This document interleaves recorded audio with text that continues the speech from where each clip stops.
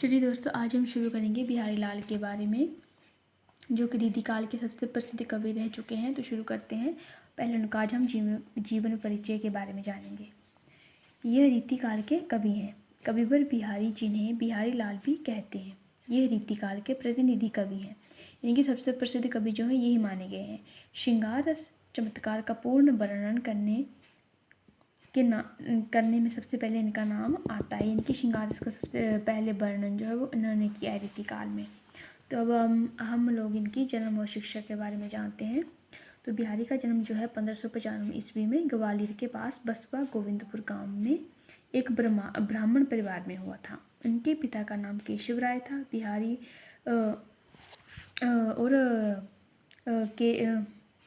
बिहारी माथु चौबे जो है, इनके बिहारी के पिता जो माथु चौबे जी थे, और इनके गुरु जो थे वो केशव राय थे। और यहाँ पर गलत है ये।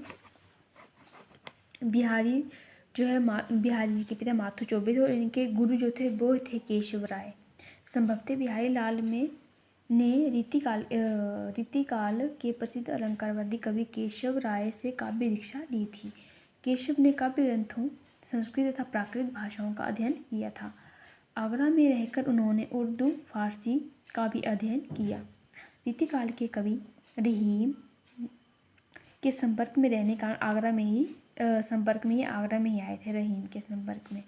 और बादशाह शाहजहां ने बिहारी को आश्रय दिया और उन्हें दरबारी कवि बनाया। उन्हें महाराज की ओर से जमीनें भी मिली थी। अब इनके काव्य परिचय के बारे में जानते हैं। बिहारी की एकमात्र कृति बिहारी शतक से प्रसिद्ध है। यही इनकी एक कृति है, केवल एकलौती कृति है इनकी, ये याद रखिएगा आप लोग। इसमें कुल 1713 दोहे हैं। सतसई में भक्ति निधि, हास्य व्यंग्य, राज प्रशस्ति, धर्म सत्संग, श्रृंगार का वर्णन दोहों में किया गया है। कुछ कवित्व भी इनके द्वारा रचित बताए जाते हैं, परंतु प्रमाणिकता नहीं है। इस बात का कोई प्रमाण नहीं है कि उन्होंने दोहे भी रचे हैं। दोहे तो उन्होंने रचे ही रचे हैं। 713 दोहे हैं इनकी सतसई में, परंतु कवित्व का कोई प्रमाण नहीं कि उन्होंने कवित्व रचे हैं। एक ही रचना सतसई से बिहारी को ख्याति मिली, ये उनकी काव्यगत उत्कृष्टता का प्रमाण है। अब इनके भाव पक्ष के बारे में जानते हैं। बिहारी मुख्यतः श्रृंगारिक कवि थे। नायिकाओं के रूप, सौंदर्य, पूर्व अनुराग, मान प्रभाव आदि के चमत्कार पूर्ण चित्र उनके काव्य में मिलते हैं। लज्जा, मंद, हर्ष, विनोद आदि संचारिक भावों और नायक सांसारिक होगा यहाँ पर भावों और नायक नायिकाओं के अनुभवों का वर्णन सही में मिलता है। संयोग श्रृंगार में कवि का मन विशेष रूप से रमता है। भक्ति परक दोहों में वर्णित भक्ति भाव में भक्त कवियों जैसे ईश्वर प्रेम और अनन्य भाव दिखाई पड़ता है। तो ये इनका भाव पक्ष है। अब इनके कला पक्ष में जाते हैं हम लोग, उसके बारे में जानते हैं। तो बिहारी जी ने ब्रजभाषा को ललित एवं अभिव्यंजना भक्ति से संपन्न कर उसे सुंदर रूप दिया है। अलंकारों की योजना में भी बिहारी ने अपनी अपूर्व क्षमता को दर्शाया है। बिहारी की भाषा बोलचाल का होना भी साहित्यिक है।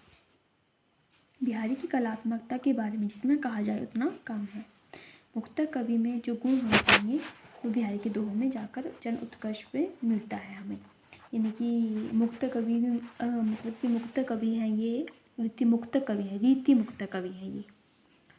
इसलिए कहा जाता है कि बिहारी ने गागर में सागर भर दिए। गागर में सागर भरने के मतलब जो है वो ये है कि थोड़े शब्दों में बहुत कुछ कह देना।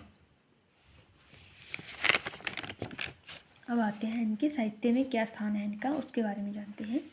रीतिकालीन कवियों में बिहारी का स्थान अत्यंत महत्वपूर्ण है। इनको बिहारी की साहित्यिक रचना में विशिष्ट स्थान प्रदान है। बिहारी जी को साहित्यिक रचनाओं में साहित्य में इनकी रचना जो बिहारी शतसई है उसका विशेष स्थान है। अब इनका केंद्रीय भाव जो है वो इनके साहित्य में, उसके बारे में जानते हैं हम लोग। तो बिहारी दोनों पक्ष संयोग रस और वियोग दोनों का चित्रण करते समय नायक नायिका की दैनिक गतिविधियों को चुना है। बिहारी के भक्ति परक दोहे भक्ति काल से अलग हटकर हैं। उन्होंने साख्य भाव में अंतरंगता के साथ कृष्ण का स्मरण किया है। कृष्ण उनके काव्य में श्रृंगार के नायक रूप में उपस्थित हैं। उन्होंने प्रकृति के कोमल और रुचिकर रूपों के साथ उनके प्रचंड रूप का भी वर्णन किया है, यानी कि प्रकृति के कोमल और रुचिकर रूप का वर्णन तो उन्होंने किया है, लेकिन उस प्रकृति के प्रचंड रूप का भी वर्णन साथ में किया है कि जब प्रकृति अपने प्रचंड में रूप में आती है तो वो किस तरह से व्यवहार करती है। अब इनकी मृत्यु के बारे में जानेंगे। बिहारी जी की पत्नी की मृत्यु के बाद वह दरबार को छोड़कर वृंदावन चले गए। यानी कि जब उनकी पत्नी की मृत्यु हो गई, दरबार तो जो महाराजा के कहने पर जो दरबार में रहते तो वो उन्होंने दरबार छोड़ दिया वहीं पर और वृंदावन चले गए। वृंदावन जाकर उन्होंने सन 1663 में नश्वर शरीर को त्याग दिया। तो कई समय तक वो बीमार भी रहे। तो बीमार रहने के बाद उन्होंने 1663 ईस्वी में अपने नश्वर शरीर जो है वो वृंदावन में ही त्याग दिया। तो ये था हमारा आज का वीडियो। तो मेरा वीडियो अच्छा लगे तो लाइक शेयर कमेंट, और अगले वीडियो में मिलते हैं हम अगले टॉपिक के साथ। Thank you.